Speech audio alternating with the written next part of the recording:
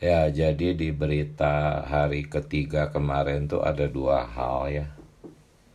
Melepaskan kita dari kuasa kegelapan. Yang pertama dan yang kedua, memindahkan kita ke dalam kerajaan anaknya yang terkasih. Nah, karena beban mengenai makna kuasa kegelapan kemarin cukup banyak, jadi hari ini kita masih membicarakan poin kedua dari hari ketiga, dan nanti akan dibaurkan juga dengan beban hari keempat. Nah, pertama-tama kita melihat dulu perkara memindahkan kita ke dalam kerajaan anaknya yang terkasih.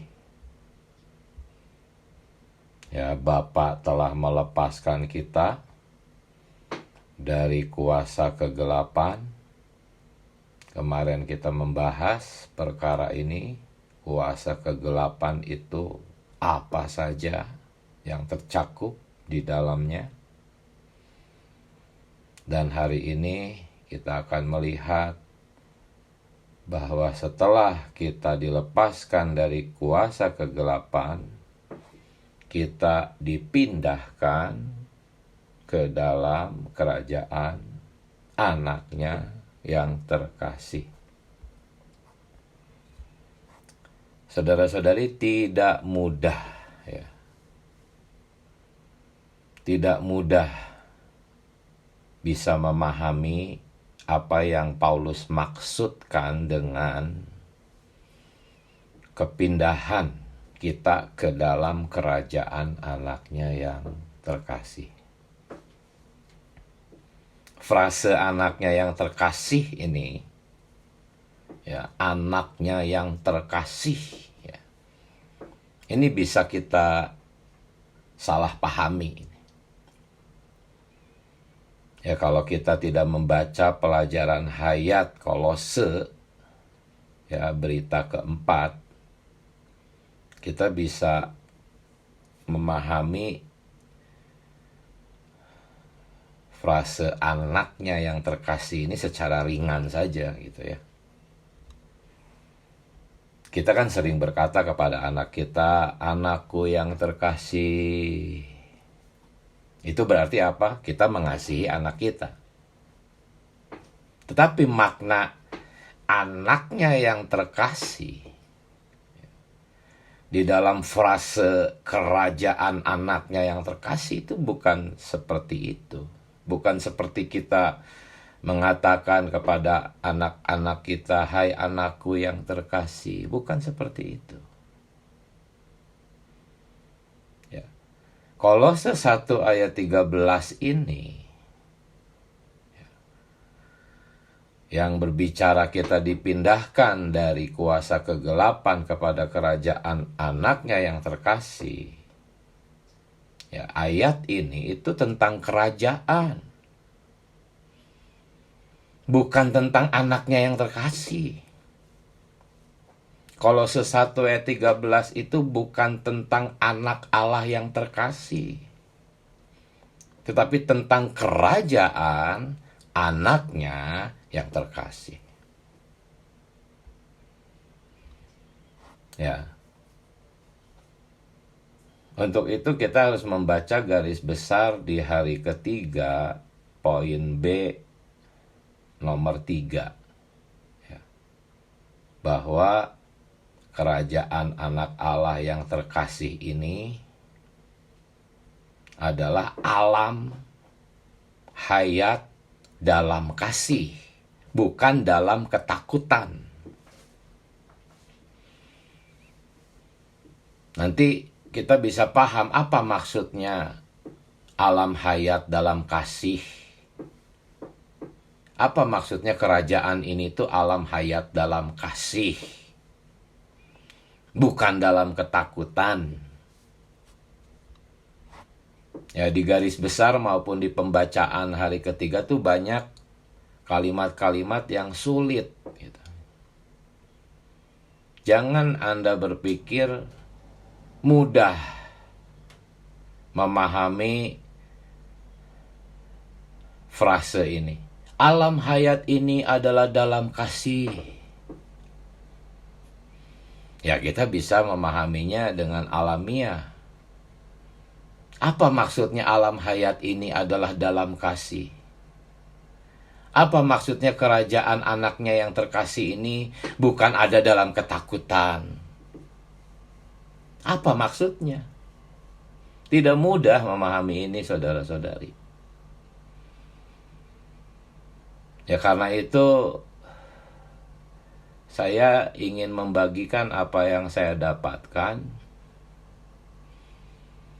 ya, dengan cara yang lebih mudah, ya. Jadi sekali lagi, apa maksudnya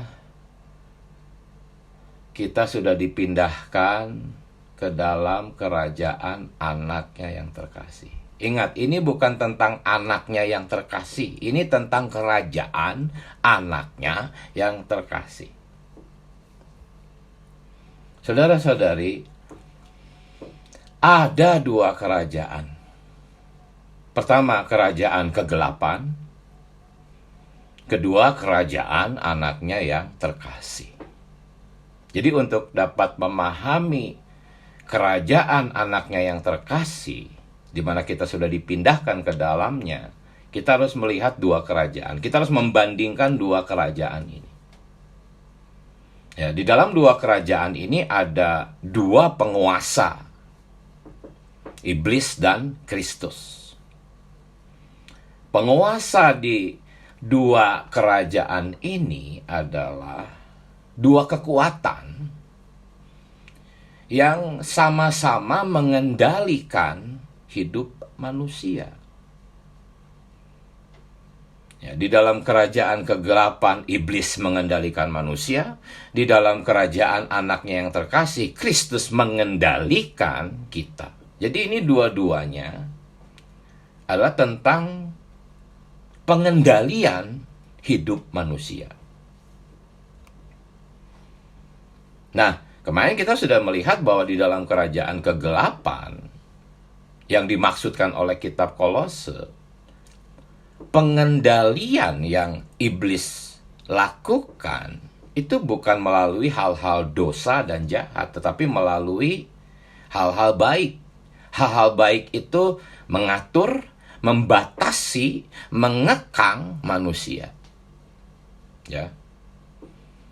Agama, filsafat, kebudayaan, etika, moralitas, itu pengendalian yang dilakukan oleh penguasa kerajaan kegelapan.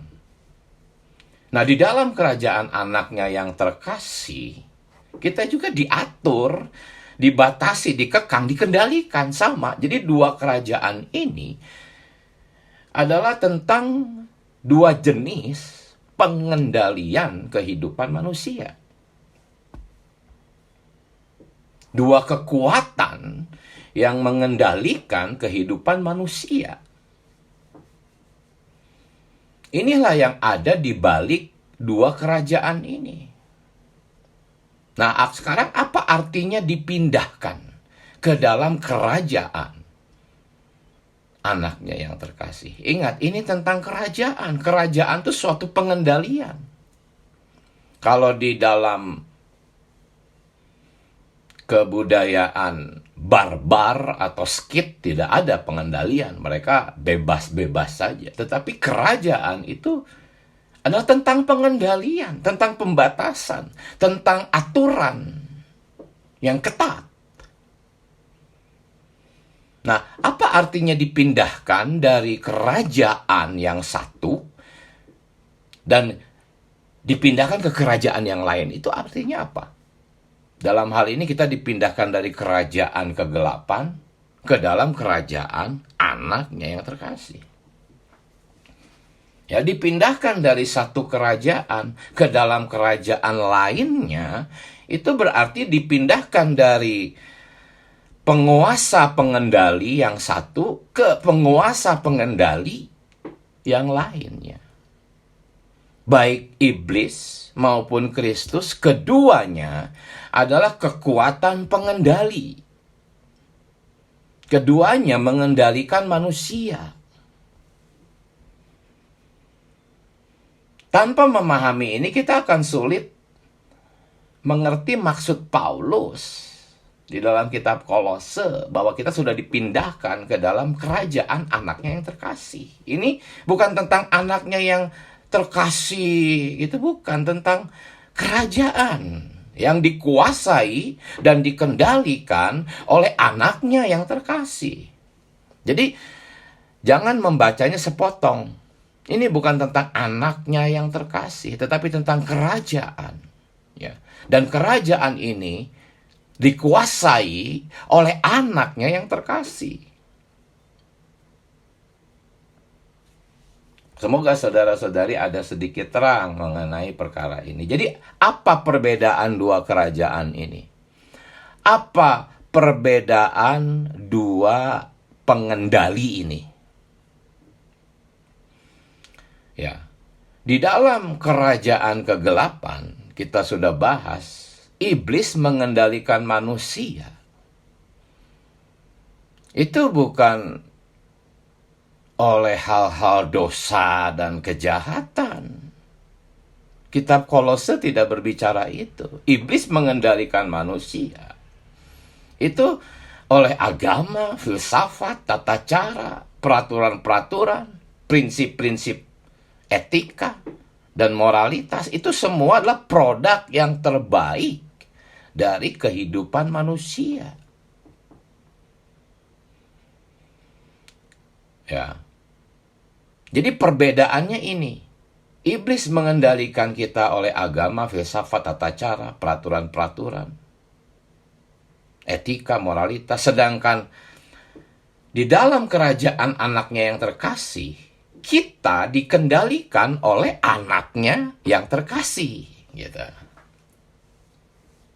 Inilah maksud kita dipindahkan dari satu pengendalian kepada pengendalian yang lain.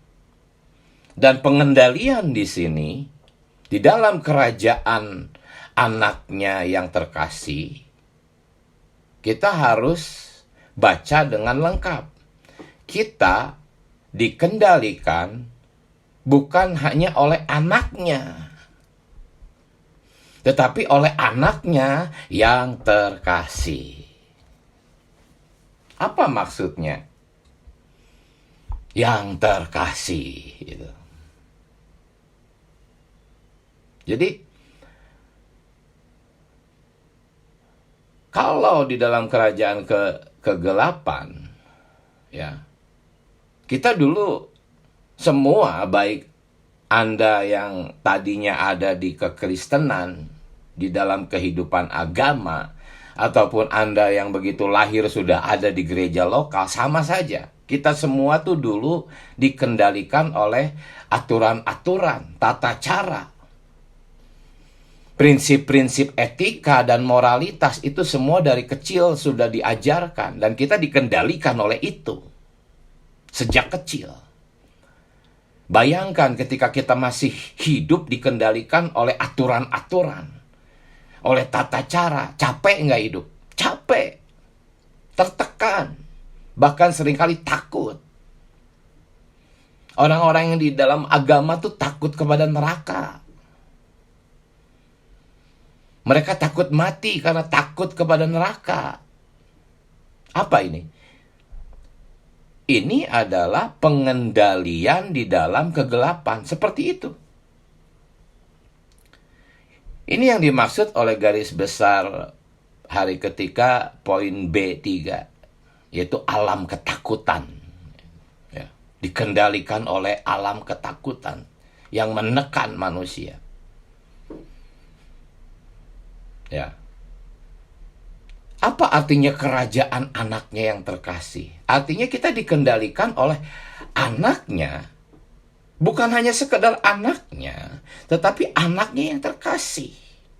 Artinya alam ini tuh alam kasih.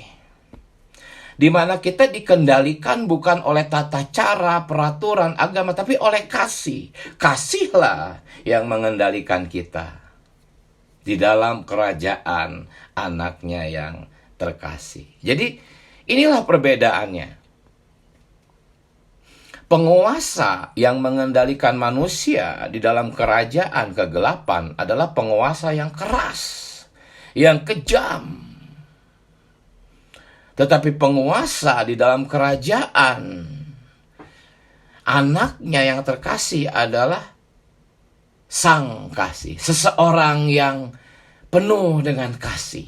Kita dikendalikan oleh kasihnya. Ini maksudnya, maknanya kerajaan anaknya yang terkasih. Nah, hari ini Anda hidup di mana? Apakah Anda hidup di dalam peraturan-peraturan, etika atau moralitas? Jikalau ada seseorang saudara atau saudari datang kepada Anda, bertanya, apakah boleh saya begini atau tidak boleh saya begitu? Lalu Anda menjawab, oh tidak boleh. Anda harusnya begini dan begitu. Anda tidak boleh begini dan begitu. Jikalau Anda seperti itu, berarti Anda hidup di bawah peraturan, tata cara, dan Anda berada di dalam kerajaan kegelapan. Karena itu saudara Lee seringkali berkata, di dalam pelajaran Hayat Kolose dia berkata, saya sering dituduh tidak konsisten, kata saudara Lee. Seringkali jawaban saya tuh berbeda-beda kepada setiap orang. Kepada yang satu saya menjawab, oh tidak boleh makan makanan seperti itu. Seolah-olah kayak tidak boleh gitu dipahaminya. Padahal maksud saudara Lee bukan tidak boleh, tetapi dia memiliki perasaan hayat yang memimpin saudara itu untuk tidak makan makanan tertentu. Tetapi kepada saudara-saudari lain, seolah-olah dia fleksibel. Apa ini? Ini adalah hidup di bawah pengaturan anaknya yang terkasih. Pengaturan hayat, oleh perasaan hayat. Tetapi jikalau ada seorang saudara yang mengatur saudara-saudari, nggak boleh gini, nggak boleh gitu. Artinya itu hidup di bawah peraturan, di bawah agama, di bawah tata cara. Artinya hidup di dalam kerajaan kegelapan. Kalau hidup di dalam kerajaan anaknya yang terkasih, tidak ada ketakutan, tidak ada tekanan, tidak ada aturan, tata cara, tidak ada. Yang ada hanya alam hayat ilahi, diatur oleh hayat. Nah, inilah makna hidup di dalam kerajaan anaknya yang terkasih. Dia mengatur kita bukan dengan aturan, tapi dengan kasih.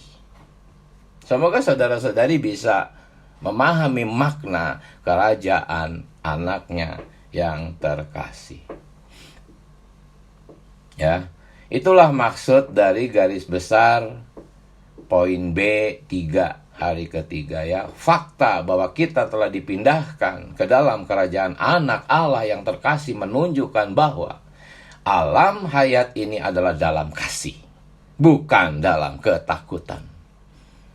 Tata cara, aturan, undang-undang yang berisi hukuman, itu semua adalah alam ketakutan. Orang-orang takut kepada hukuman karena melanggar aturan, melanggar tata cara. Itulah alam kegelapan. Di dalam aliran kekristenan sekarang ada dua golongan. Ada golongan yang bebas, ya. Ada golongan yang menganut hukum Taurat yang ketat. Tata cara, aturan, gak boleh gini, gak boleh begitu. Ya, keduanya sama. Keduanya adalah kerajaan kegelapan. Jikalau Anda hidup bebas, tanpa perasaan yang dibatasi, Anda bebas bergaul dengan siapa saja, Anda bebas melakukan apa saja, itu kegelapan. Tetapi jikalau Anda juga diatur oleh tata cara, hukum, agama, peraturan, tradisi, prinsip-prinsip etika dan moralitas, Anda takut kepada hukuman, itu semua kerajaan kegelapan juga sama. Keduanya yang bebas, kayak orang-orang barbar dan skit itu, atau yang teratur hidupnya, sama-sama dalam kegelapan. Nah, kita di dalam kerajaan anaknya yang terkasih, di dalam pemulihan Tuhan, kita tidak diatur oleh aturan-aturan dan tata cara, tapi kita diatur oleh hukum hayat. Dan dalam hayat ini ada kasih.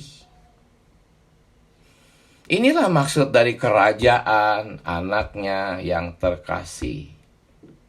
Di mana poin C tadi dari garis besar yang tadi adalah dikatakan Bapa telah memindahkan kita ke dalam satu alam, di mana kita diatur dalam kasih dan hayat.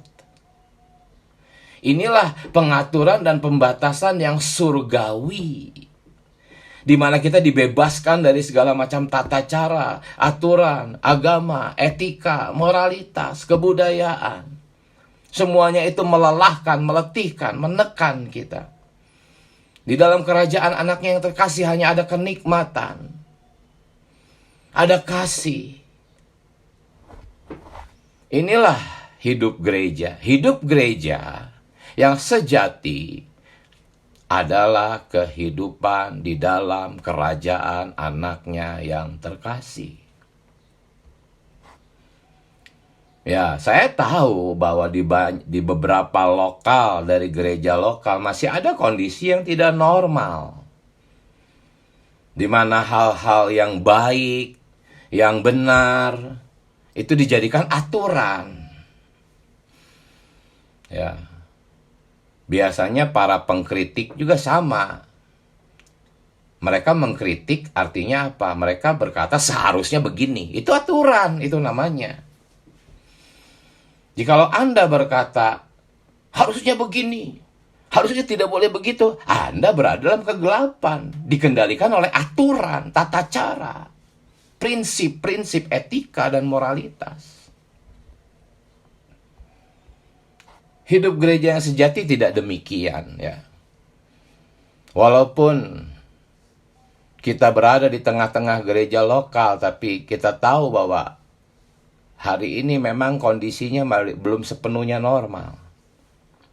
Tetapi tidak apa-apa.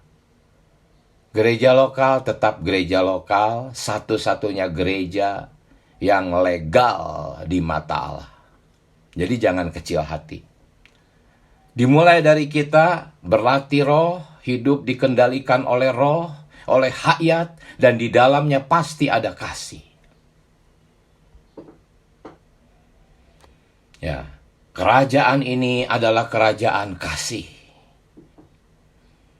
Penguasanya anaknya yang terkasih, bukan anaknya yang keras, menakutkan, bukan, anaknya yang terkasih. Ya, penguasanya adalah penguasa yang terkasih, mengendalikan kita dengan cara yang kasih dan hayat, di dalam hayat. Nah, coba kita memahami ini di dalam pengalaman kita, saudara-saudari. Sebelum Anda merasakan kasih Allah, kasih anaknya yang terkasih itu,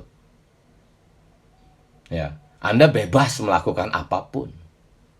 Tidak ada kekangan, tidak ada pembatasan. Tapi suatu kali Anda dibawa ke dalam pemulihan Tuhan. Anda diajarkan bagaimana menikmati Kristus. Sebelumnya kita diajarkan menyembah Kristus.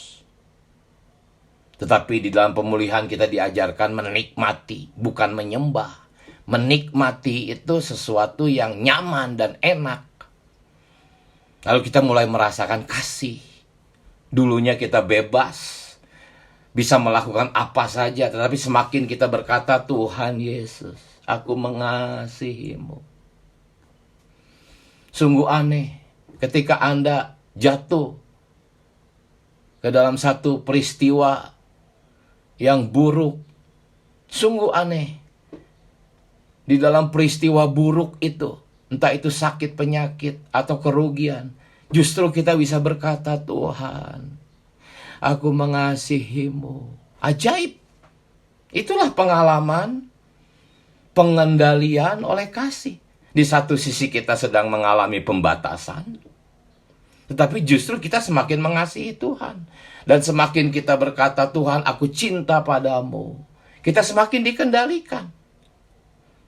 Inilah cara anaknya yang terkasih mengendalikan kita di dalam kerajaannya, bukan dengan cara tata cara, etika, moralitas.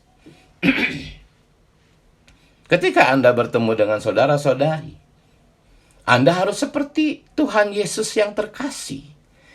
Jangan menjadi seorang hakim, jangan menjadi seorang yang kejam dan keras, seorang yang adil, seorang yang benar. Jangan, jadilah seorang yang penuh kasih.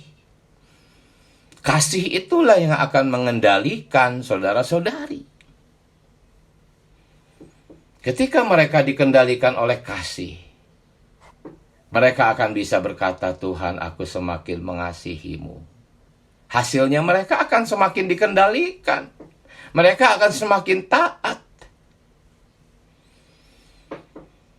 Tuhan Yesus, inilah kerajaan anaknya yang terkasih. Semakin kita merasakan kasihnya, ya, kita akan semakin berada di bawah pengendalian kasih. Ya, inilah perbedaan pengendalian kerajaan kegelapan dan pengendalian kerajaan anaknya yang terkasih. Kita diatur oleh kasih dan hayat. Nah, mengenai hari yang keempat, berbicara tentang kehendak Allah. Tadi kita doa bacakan ya, kehendak Allah. Inilah kehendak Allah yang tadi disampaikan, diuraikan mengenai kerajaan anaknya yang terkasih. Inilah kehendak Allah. Artinya apa? Artinya kehendak Allah adalah kehidupan gereja yang sedemikian, gitu. Bukan kehidupan gereja yang penuh dengan tata cara, aturan. Bukan, tetapi penuh dengan pengendalian kasih. Ya, saudara-saudaranya tidak mengendalikan saudara-saudari, tetapi hanya berusaha mengekspresikan Kristus saja. Hasilnya Kristus akan mengendalikan saudara-saudari. Dan pengendaliannya di dalam gereja lokal adalah oleh kasih.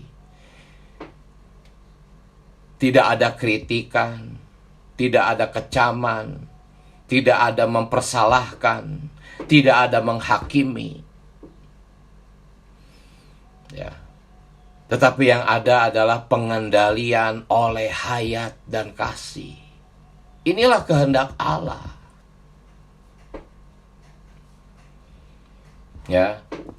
Di dalam pemulihan Tuhan, itu bukan hanya sekedar perkara menyeru nama Tuhan, tetapi perkara melakukan kehendak Bapa yang satu ini. Matius 7 ayat 21, itu benih dari kehendak Allah. Bukan setiap orang yang berseru kepadaku. Sebetulnya ayat ini tuh buat orang-orang yang ada di gereja lokal, sebab di luar gereja lokal, di kekristenan, tidak ada perkara menyeru nama Tuhan. Tidak ada. Yang ada tuh perkara mantra dalam nama Yesus gitu. Mereka apa-apa dalam nama Yesus, dalam nama Yesus. Kalau kita tidak seperti itu, kita kan apa-apa menyeru nama Tuhan, apa-apa menyeru nama Tuhan. Jadi Matius 7 ayat 21 itu untuk kita yang ada di gereja-gereja lokal sebetulnya ya, bukan setiap orang yang berseru kepadaku. Hai saudara-saudari, Anda sudah berlatih menyeru nama Tuhan? Ya, bagus. Tetapi bukan setiap orang yang berseru kepadaku yang masuk ke dalam kerajaan surga. Tetapi yang melakukan kehendak Bapakku. Ya, kehendak Bapa adalah gereja. Gereja yang model bagaimana? Bukan gereja yang penuh dengan tata cara, aturan, liturgi, ketakutan terhadap hukuman neraka. Bukan. Bukan gereja yang berlandaskan prinsip hukum Taurat. Bukan. Tetapi penghidupan gereja yang normal, yang dikendalikan oleh anaknya yang terkasih. Penghidupan gereja yang normal adalah kerajaan anaknya yang terkasih, di mana anaknya mengendalikan jemaat melalui hayat dan kasih, juga terang. Inilah kehendak Allah. Cuman kadang-kadang, ya khususnya orang-orang di kekristenan, ketika mereka mengatakan tentang kehendak Allah, itu mereka mengatakannya secara dangkal gitu ya. Contohnya perkara-perkara yang kecil seperti pernikahan atau pekerjaan, dengan siapa menikah, di mana harus bekerja. Mereka mengatakan, aku harus mencari kehendak Allah, gitu ya. Di mana nih aku harus memilih siapa? Jodohku. Aku ditawari pekerjaan di beberapa tempat. Oh, kehendak Allah itu yang mana ya? Nah, itu. Jadi kehendak Allah tuh dihubungkan dengan hal-hal yang remeh-temeh seperti itu ya. Padahal kehendak Allah tuh sesuatu yang besar. Kehendak Allah itu sesuatu yang agung, bukan hal-hal yang remeh-temeh seperti itu. Tadi kita doa baca apa? Wahyu 4 ayat 11. Engkau telah menciptakan segala sesuatu dan apa? Karena kehendakmu semuanya itu diciptakan. Artinya apa? Seluruh alam semesta diciptakan itu karena ada satu kehendak. Gitu. Ada satu ekonomi, ada satu rencana.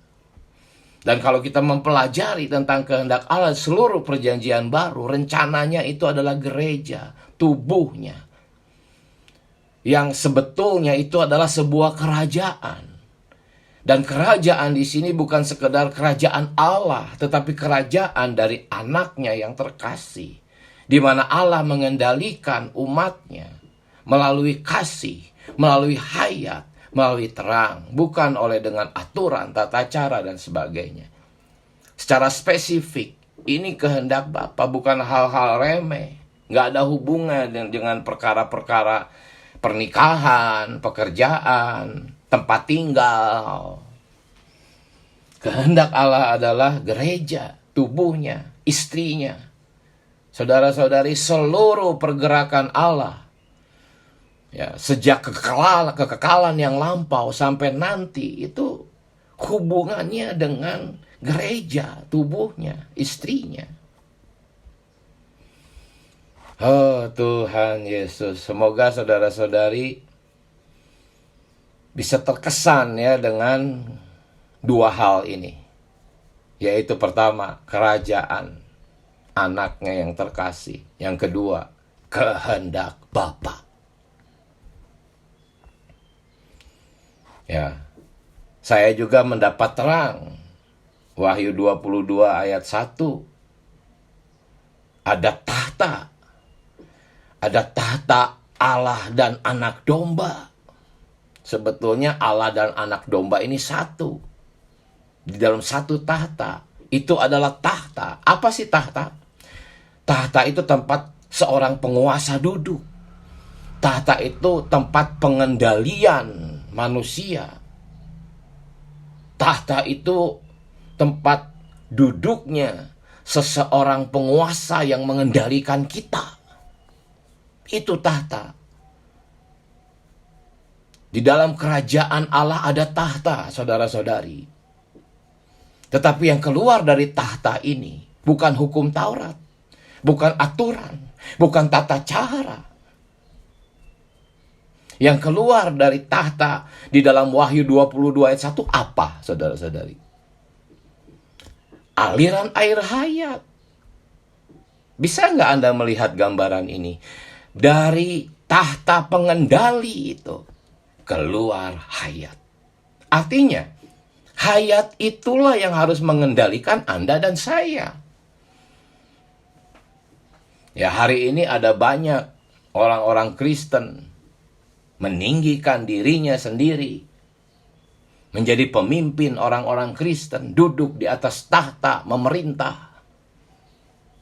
Nah, itu bukan kerajaan anaknya yang terkasih, itu kerajaan kegelapan. Jikalau ada suatu gereja dikendalikan oleh manusia, oleh perintah-perintah manusia, aturan-aturan manusia, itu kerajaan kegelapan, bukan kerajaan anaknya yang terkasih.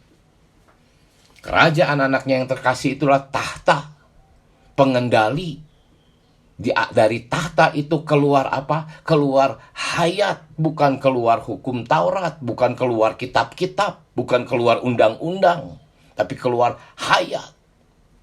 Di dalam hayat ini ada hukum hayat yang mengendalikan kita bukan oleh ketakutan, tapi oleh kasih dan terang. Jadi inilah pelajaran tentang kerajaan anaknya yang terkasih dan tentang kehendak Bapa di hari keempat. Ingat, kehendak Bapa itu adalah tahta. Di mana tahta itu sekarang berada? Ya, memang di langit tingkat ketiga ada tahta Allah. Tetapi sesungguhnya tahta itu sudah masuk ke dalam roh Anda. Sebetulnya tahta yang ada di dalam roh Anda itu terhubung, terinstal di dalam Anda, dan terhubung dengan tahta di langit tingkat ketiga. Dari dalam roh Anda lah anaknya yang terkasih mengendalikan Anda, saudara-saudari. Dan pengendalian anaknya yang terkasih itu bukan oleh ketakutan, tata cara, hukuman, tetapi oleh kasih, hayat, dan terang. Jikalau Anda dikendalikan sedemikian oleh tahta itu, maka Anda pun akan mengalirkan hayat dari dalam tahta itu kepada saudara-saudari yang lain.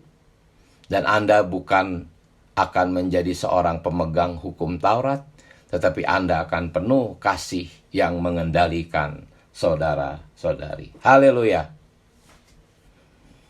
Tuhan memberkati kita semua. Ya, seberapa banyak yang saudara-saudari dapatkan, bagikan. Ya, jangan terlalu lama menunggu, nanti apinya padam lagi. Silahkan langsung open mic, bagikan. Saya mohon izin undur. Amin. Amin. Silakan saudara-saudari berbagi nikmat. Amin.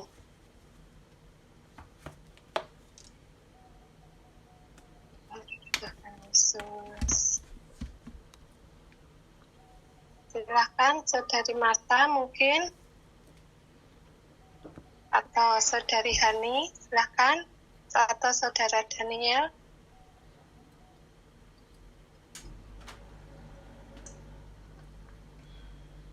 Baik, mungkin sambil menunggu saya juga menikmati ya persekutuan saudara yang di depan ya. Yaitu tadi diuraikan, dilepaskan ya dari kuasa kegelapan, lalu memindahkan kita ke dalam kerajaan anaknya yang terkasih. Nah, tadi juga banyak kita mendengar ya, anaknya yang terkasih ini kita melihat bukan berada di dalam hukum-hukum, aturan-aturan ya, tetapi di dalam kasih ya, hayat itu sendiri. Saya menikmati bagaimana kita hari ini juga dikendalikan ya. Tadi dikatakan tahta itu di dalam roh kita. Maka kita perlu terus ada di dalam roh ya, menyeru namanya, menikmati dia, sehingga kita bisa mengalirkan aliran air hayat itu sendiri. Amin. Silahkan dilanjut yang lain. Amin.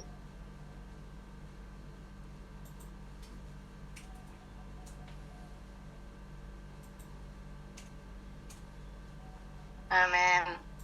Puji Tuhan, saudara-saudari.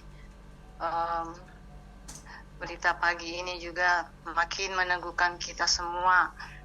Kita dari kerajaan kegelapan dipindahkan ke dalam kerajaan anaknya yang terkasih, yaitu kerajaan terang. Di dalam kerajaan terang ini hanya ada hayat dan kasih, juga terang.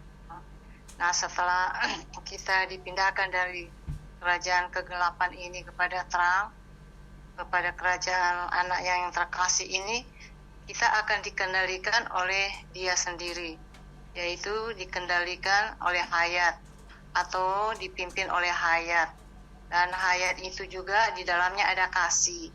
Nah, kasih ini yang tadi sudah banyak ditekankan sungguh menjadi peran utama di dalam penghidupan kita sebagai orang-orang yang mengasihi Tuhan atau orang-orang yang dipulihkan.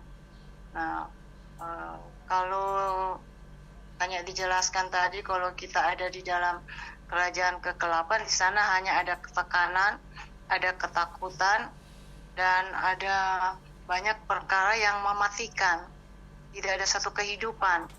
Tapi setelah kita bisa mengalami terang di dalam kerajaan anaknya itu, betul-betul kita bisa memiliki pengalaman bahwa kita terlepas dan dibebaskan dari banyak peraturan. Ya, tadi dia bilang tata cara, aturan-aturan, moralitas, kebudayaan, agama, tradisi, dan banyak aturan-aturan yang sudah mendarah daging di dalam kehidupan kita sudah dari kecil. Hal-hal ini sudah tersusun bagus.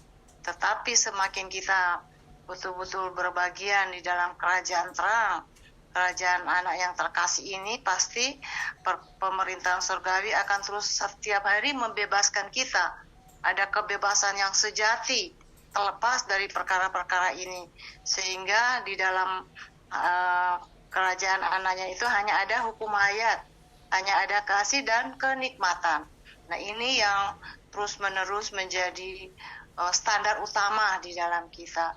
Dan saya senang sekali bahwa kalau kita memiliki kasih, pasti realitas kerajaan itu bisa tertampak. Orang-orang di dalam gereja bisa betul-betul melihat realitas ini di dalam setiap penghidupan anak-anak Tuhan yang ada di dalam kerajaan terang ini. Nah, puji Tuhan, biarlah hal-hal ini sungguh akan menjadi konstitusi yang kuat di dalam kita. Untuk ke depan kita bisa memiliki pengalaman sang terang itu, pengalaman kasih ini yang harus terutara di dalam penghidupan kita sebagai anak-anak terang, bahkan di dalam keluarga dan di dalam gereja, sehingga banyak orang tertarik dalam gereja karena ada perkara ini. Kalau di luar perkara ini, orang akan keluar masuk dalam gereja. Oh, dia datang 1, 2 kali, 3 kali, pergi lagi, karena realitas kerajaan ini belum tertampak di atas orang-orang sedemikian. Tapi kitalah hari ini membawa terang sehingga banyak orang bisa melihat kehendak Allah. Tadi dikatakan kehendak Allah adalah gereja yang sedang kita ada di dalamnya dan sedang dibangun hari ini. Puji Tuhan, Tuhan memberkati kita semua. Amin.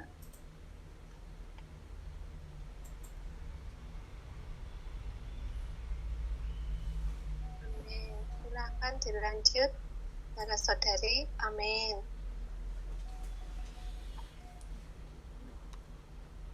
Amin. Puji Tuhan.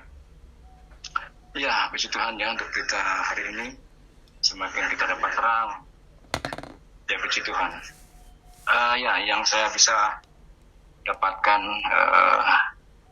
dari bacaan kita ya, baik dari hari kemarin sampai hari ini, terang yang saya dapatkan adalah ya kita puji Tuhan ya, kita telah dilepaskan dari kuasa kegelapan dan dipindahkan ke dalam kerajaan anak Allah yang terkasih. Ya, kita baca dari Kolose 1 ayat 12-13.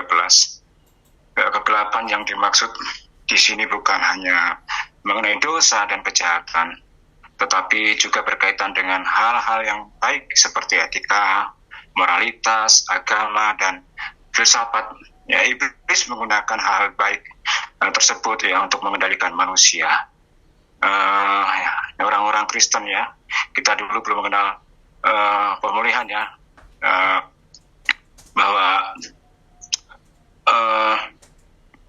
hanya melakukan kebaikan secara alamiah tanpa berjalan di dalam roh dan kehendak Tuhan, juga berada dalam kegelapan. Jadi mereka hanya berusaha melakukan kebenaran sendiri ya. Kita pun juga pernah mengalami hal itu sebelum kita mengenal pemulihan Tuhan. Dan puji Tuhan ya, kita perlu dilepaskan dari segala sesuatu, baik yang jahat maupun yang baik, yang bukan Kristus. Kita harus terus berlatih untuk hidup di dalam roh dan terang Kristus, bukan menuruti keinginan dan pemikiran diri sendiri. Kegelapan adalah hidup tanpa Kristus, tanpa terang hidupnya. Jadi kita harus berjalan di dalam terang Kristus yang adalah hidupnya sendiri. Jadi inti utamanya dari berita kita pagi ini adalah kita perlu dilepaskan dari segala sesuatu, baik yang jahat maupun yang baik, yang bukan Kristus, dan berjalan di dalam terang serta hidup Kristus melalui rohnya. Amin, puji Tuhan, itu yang bisa saya dapatkan. Tuhan Yesus berkati. Ya, yang saya dapatkan pagi ini adalah kerajaan dari anaknya yang terkasih. Jadi, untuk mendapatkan realitas ini adalah kita perlu melihat tahta. Tahta itu berbicara kerajaan atau pemerintah. Nah, di dalam tahta itu ternyata ada aliran yang kita perlukan.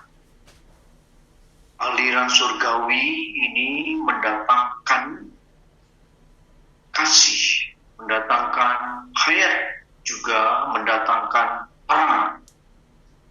Ketika kita mendapatkan ini, inilah yang mengendalikan kita berada di dalam kerajaan anaknya yang terkasih. Jadi keperluan kita itu adalah aliran-aliran surga. Allah mengalir dari tahta, Tuhan itu mengalir dari tahta Allah dan tahta anak domba. Ini satu aliran.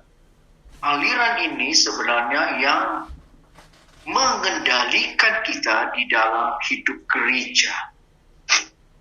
Tanpa aliran ini, isi daripada aliran ini itu adalah kasih ilahi, hayat ilahi, dan terang ilahi. Puji Tuhan. Amen.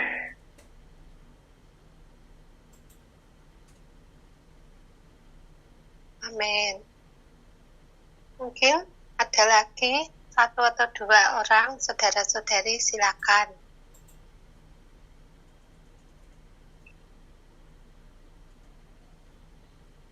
Saudari Neng, silakan, atau Saudari Hani, atau yang lain. Amin.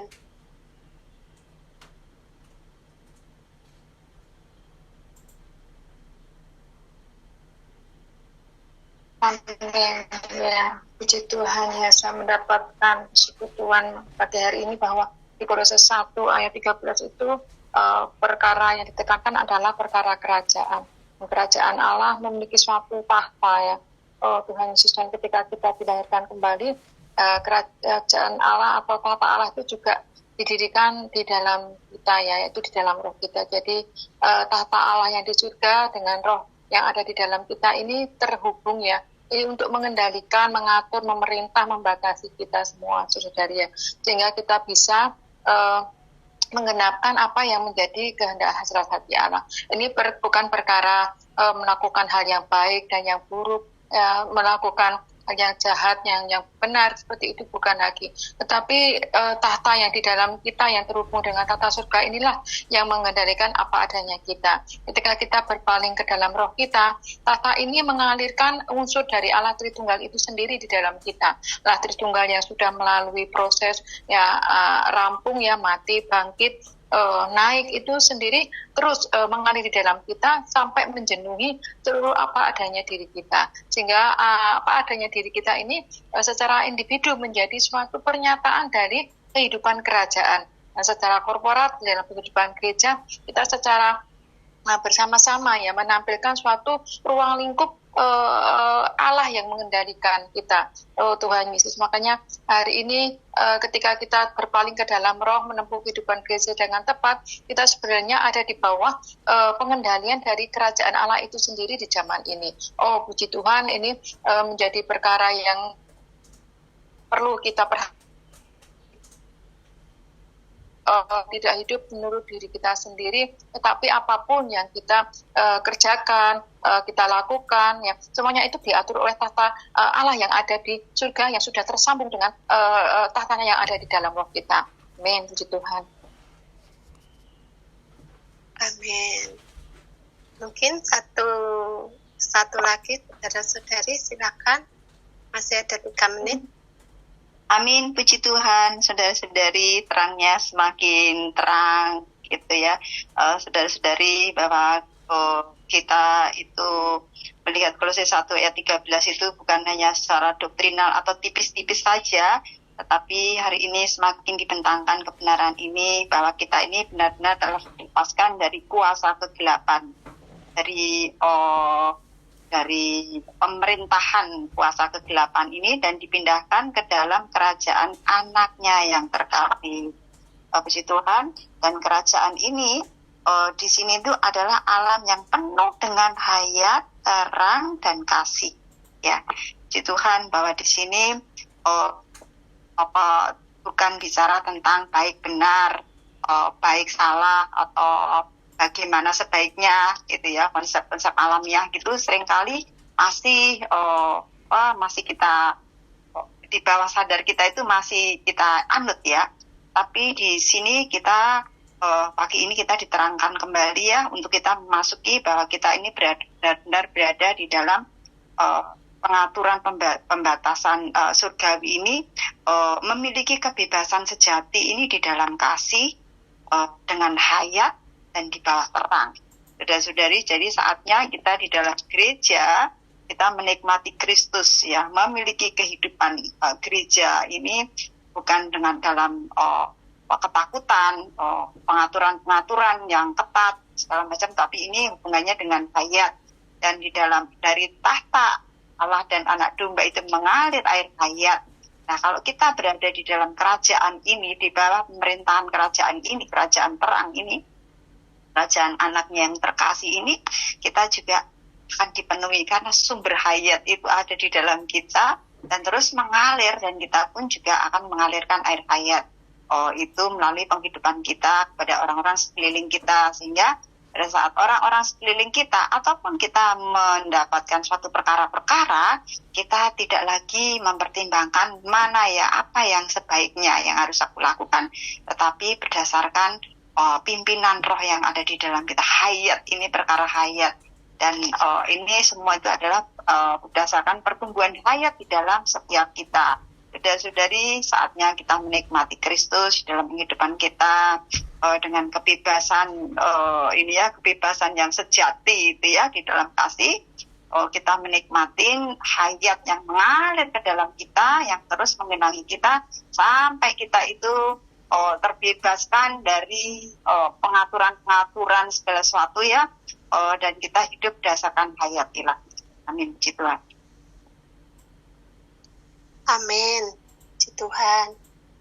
Baik, bagaimana kalau kita tutup doa, saudara-saudari? Amin. Amin. Mari kita menyeru nama Tuhan. Amin. Oh Tuhan Yesus. Tuhan Yesus. Oh Tuhan Yesus. Tuhan Yesus. Tuhan Yesus.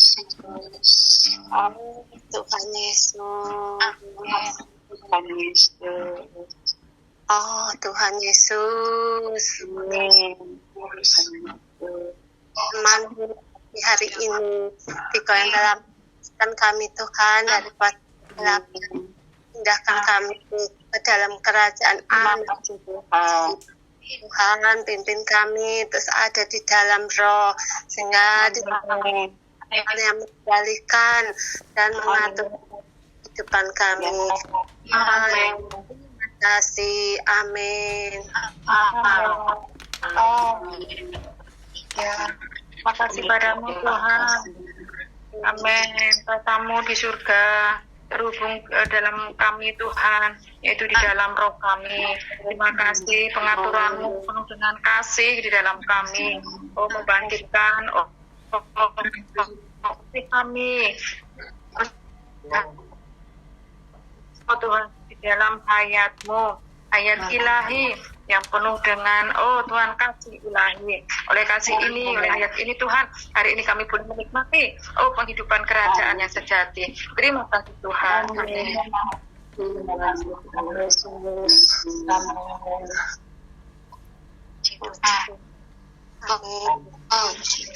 Tuhan, makasih saudara-saudari. Amin. Selamat pagi, terima kasih. Terima kasih saudara-saudari. Amin.